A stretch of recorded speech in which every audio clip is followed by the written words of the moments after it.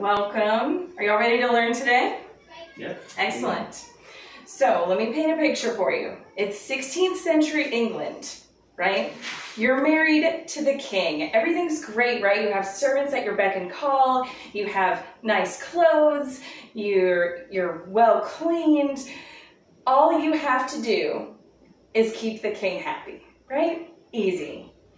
Well, if you were married to this man, King Henry VIII of England, that really wasn't a very easy task. This is going to be divorced, beheaded, died, divorced, beheaded, survived. The 6 wives of Henry VIII in 5 minutes or less.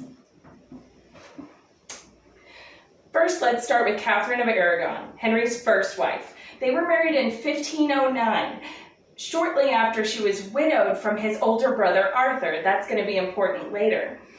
But after a lot of miscarriages and stillbirths, we don't really know for sure how many, she had only given Henry one living child, a daughter named Mary. Now, this was a bad thing. He needed a son to inherit the throne. So this gave him a lot of anxiety, right? And especially since he was a very religious man, he had read in Leviticus that if you marry your brother's wife, you will die childless. Now, he interpreted that as meaning he would die without any male children to inherit the throne, just thus leaving England in a state of distress if he were to ever die. Now, Henry divorced her in 1533 after he had met his soon-to-be second wife, Anne Boleyn, causing a rift between England and the Catholic Church. It was known as the Great Reformation and created the Protestant religion, separating them from Rome, an unprecedented act in history, okay? All to marry his second wife. Now, when Catherine of Aragon died in 1536, she spent all that time, after she was banished from court, after the marriage was considered null and void, she still called herself the Queen of England and Henry's true wife until she died. Now, Anne Boleyn, they were married in a secret ceremony in 1533, right? And she promised Henry that she was going to give him a son. I swear I'll give you a son, right? Well, she soon felt pregnant and had a daughter, right? Instead of a son. Oops.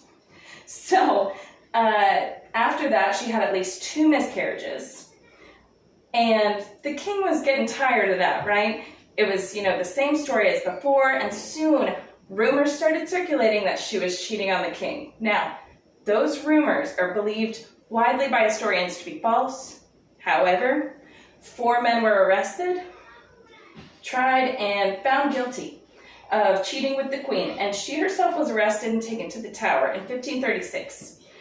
She was executed in May of 1536. Henry's last favor to her was she got to use a skilled swordsman to chop off her head instead of using the traditional axeman with the chopping block. All right, so even before Anne's execution, he had already met his soon-to-be third wife, Jane Seymour. Now, she married Henry 11 days after Anne's execution. She was the ideal wife, never complained, never asked questions. Henry continued to have affairs behind her back, but she never complained. She even gave Henry the son he always wanted, a boy named Edward.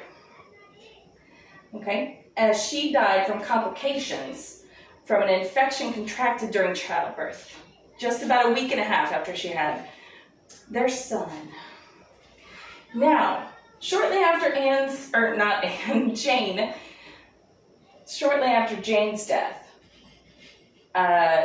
they wanted him to remarry, right? And so they thought that, his advisors thought that an alliance with Cleves would help them, okay? So they wanted him to marry Anne of Cleves.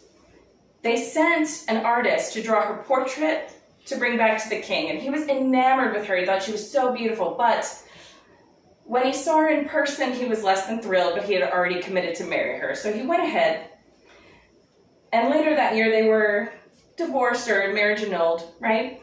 And she never objected to that. And so got pretty nice treatment from the king. Got some houses, got an allowance, and he always referred to her as the king's sister after that. Now, Catherine Howard's a different story. She was a bit of a firecracker. She was only 17 when she caught the king's eye, and he married her that same year. She was actually Anne Boleyn's cousin. And unlike Anne, she actually did cheat on the king with one of his grooms, Thomas Culpeper, and failed to disclose her previous relationship history to the king, which is also considered a treasonous act at the time. So she was executed for treason in 1542, after only being married to the king for 2 years.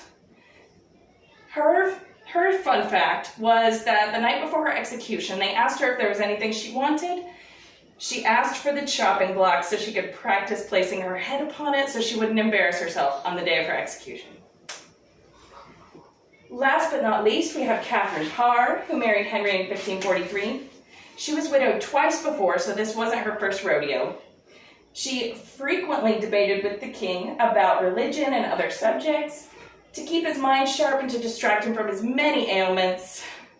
He was morbidly obese, he had an old leg injury, all sorts of things like that.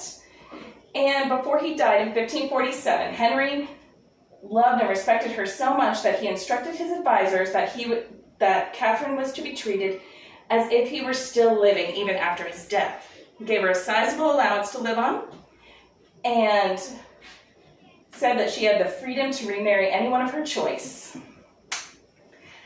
That was the 6 Wives of Henry VIII in 5 minutes or less. Thank you so much.